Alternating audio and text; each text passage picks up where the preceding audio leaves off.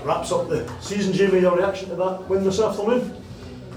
It's probably where we've been at most of the season, to be honest with you. We've been very good, and maybe the first half was probably like an end of the season game where we kept the ball without really doing much. And I said that to the boys, I said, I'm happy for you to keep the ball, but we need to always be looking forward and doing the right things. And the second half they done it. The second half they were moving the ball with purpose and getting the ball into the final third. So listen, it was pleasing to finish on a home win as well. So considering our home form's not been great, but you look at the course of the season, you can dress it up. We've won 2 out of 9, or we've won 5 away from home out of 9.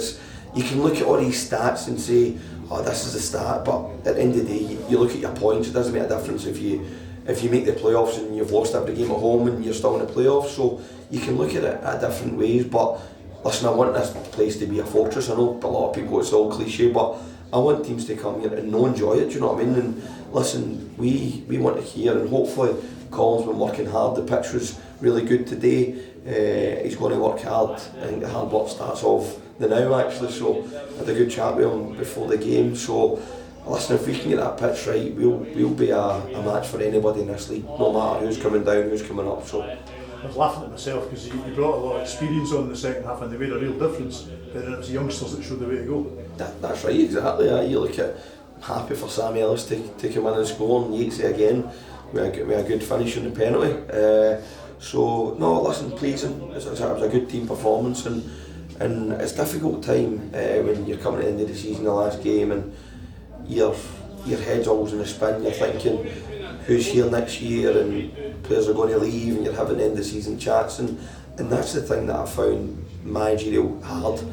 But you have to be honest with the players, do you know what I mean? That's where, and all the boys will tell you, for day one, I've been honest with every one of them, and I've no any favourites whatsoever, because you can see where Robbo plays, and if he's not playing well, he'll not be in the team, or if Gal's going to play, they've got to hit a level of performance.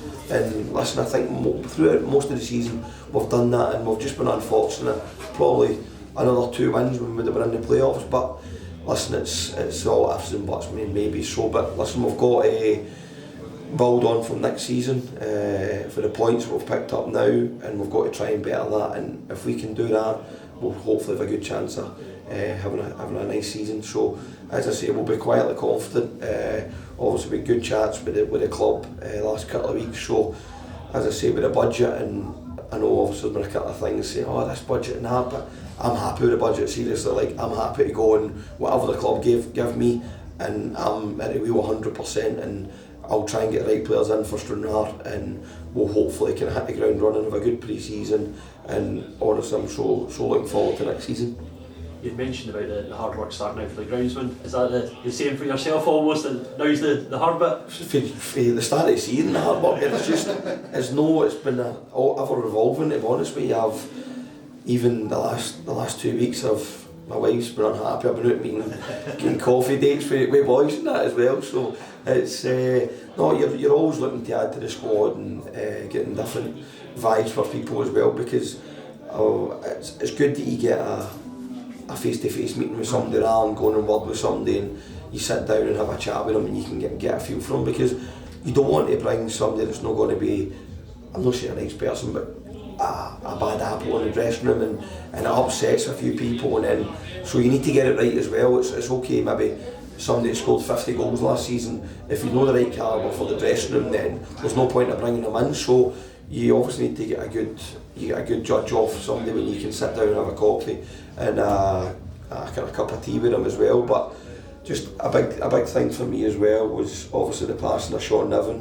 It was a difficult time for the club, and it was an absolute credit to every one of us here, and it was my left hand man, to be honest with you, when I first appointed. And as I say, it's a shame that he's obviously passed away now, and as I say, he's a credit to his family as well. And as I say, it's kind of times like this when the season ends and you start kind of looking, you see Robert and Cosmo and things like that, and obviously with Sean not being here, you sit in my chair and I'm thinking, do you know what, I'm hurt to be honest with you, but it's a difficult one to take, and obviously God rest them. It's been a hard season for ourselves and yourselves, who everybody's close to them. So it's going to be, you look at the end of the season awards and that as well. You'd been the first man there the night. Do you know what I mean? So it's a hard one to swallow, but we just need to kind of move on, and with Sean always be in our memory as well. So that's a